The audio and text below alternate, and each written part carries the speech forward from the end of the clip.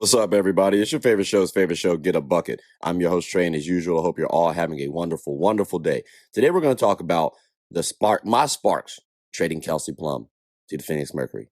But before we do that, please make sure to hit that like and subscribe button. Comment, tell anyone about the show. Trying to get the ratings up a little bit, just a little bit. And if you wonder where you heard this before, that's because you've been listening with me Monday through Friday at 11 a.m. Eastern Standard Time. And I greatly appreciate your support.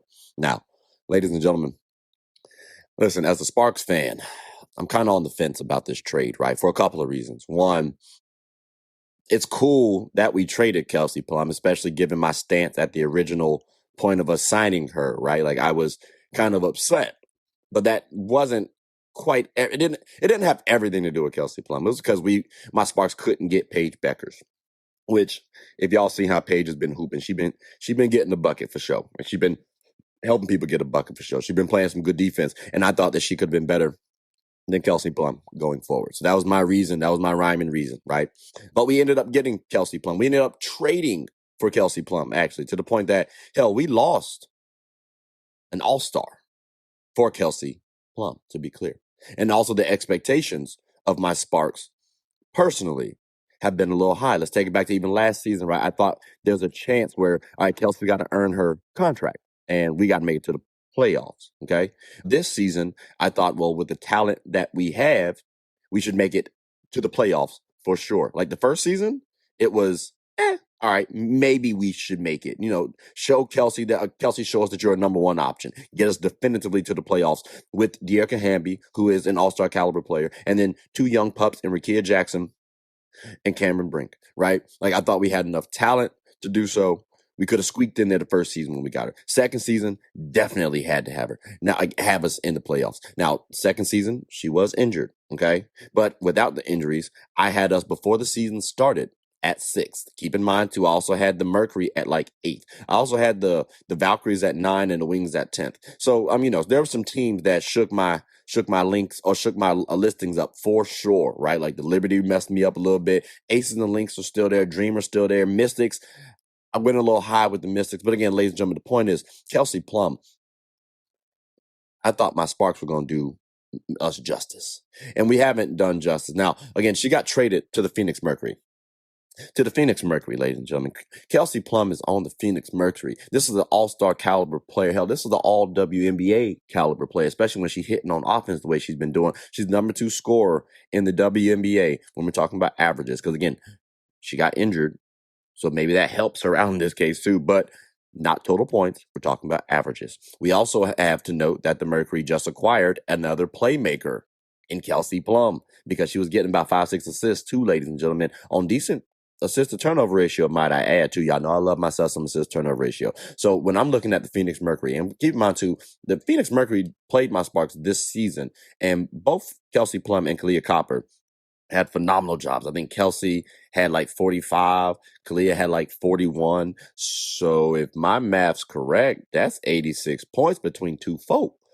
Hell, pair that with Alyssa Thomas. Yowzers, that's a lot. So do the Mercury now have the best big three in the league? May have to discuss that. But also, is Kelsey Plum going to return back healthy? That's something to note too. Also, will Kelsey Plum test free agency? Apparently, she might test free agency, ladies and gentlemen. So that does make me have a little concern for the Mercury. If she doesn't come back, right, I think the Mercury are in striking distance still of getting an 8th seed. And again, I had them before the season started as an 8th seed. My question was, do they have enough? Now, because you're acquiring Kelsey Plum, you should have enough. But let's keep in mind, too, she just is coming back from injury. So it's going to be interesting to see how this team goes because we're past the All-Star break and they got to gain their cohesion. So if their cohesion is not gained, they may lose Kelsey Plum. And that's a tragedy because they also gave up a couple players. So again, we got to think about the Mercury getting to the 8th seed because if they can get to the 8th seed, could they beat a team like the Liberty, like the Lynx, like the Aces?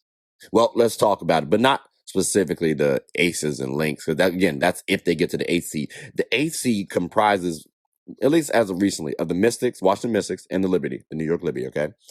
Can the Mercury actually get over that hump? Well, I think they could at least get to the 9th seed. And then here's my caveat. If the Liberty are an 8th seed, I think the Mercury lose.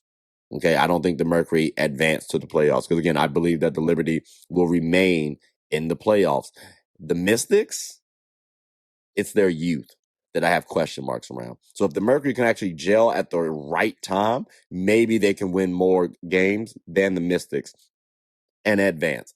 But the Liberty, the only way they drop is because of injuries and availability, because that's been what plagued them thus far this year. So again, ladies and gentlemen, the Phoenix Mercury, they acquired Kelsey Plum. We can make a case that they could win a championship if everything falls right into place for them this season. So I understand the risk reward dynamic, right? I am curious if I would have personally made that trade, given the fact that I know Kelsey Plum is going to test free agency. Plus, she's also going to be 33 next season. Like, these are things that we got to start thinking about, ladies and gentlemen, as people get older, start to lose a step.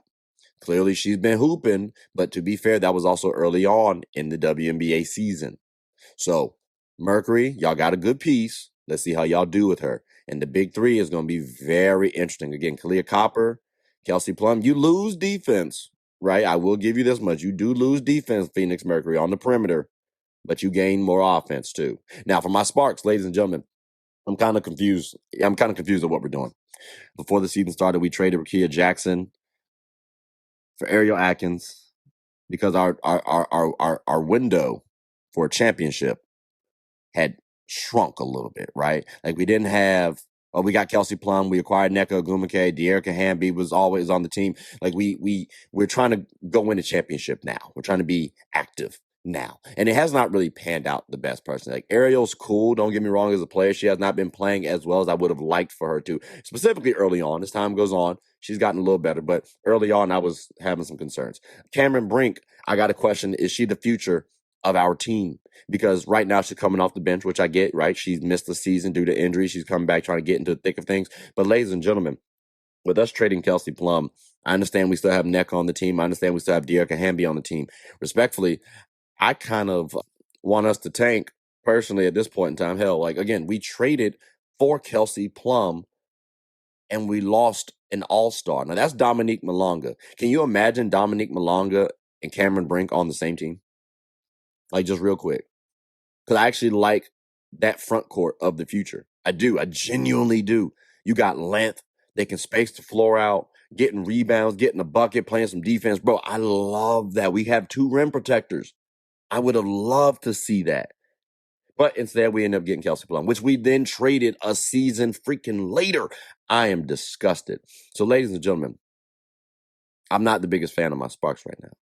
Keep in mind, we've missed the playoffs for a while now, but specifically because we got to talk about when we acquired Kelsey Plum. Again, we missed the playoffs in 2025.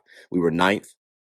And then if the season were to end today, we would have missed the playoffs and we would have been the 9th seed yet again. Currently, we're 9th. Okay, currently. Fingers crossed that we can actually tank, because this 2027 draft class, it could be pretty spectacular. Like, we got to talk about players like Juju Watkins, Malaysia Fu-Wiley, Talasia Cooper, Madison Booker, Zhang Ziyu. Like, bro, these are quality names. Juju, if you don't know Juju, she led the league in scoring. She led college in scoring as a freshman, to be clear. That hadn't been done in a minute. Right? That had not been done in a little minute. And keep in mind, too, ladies and gentlemen, not only is she a good scorer, not only can she get a bucket, but once she went to USC, right? So where is USC? In California. Where are my Sparks? In California. Y'all peeping the trend? And also the versatility. She's 6'2". Like, she is a lighter framed Maya Moore. Like, let me say that again. She is a lighter framed Maya Moore. And that is disgusting to think about. Because, again, on offense and defense, she's a two-way player, ladies and gentlemen. Now, we got to see what she looks like when she comes back from this injury. But I'm expecting good things. Someone like a Malaysia Fu-Wiley. I got a question, if we draft her, would she be our starting point guard? I think she could, actually. And remember, with Malaysia, she was given similar scoring output as Juju.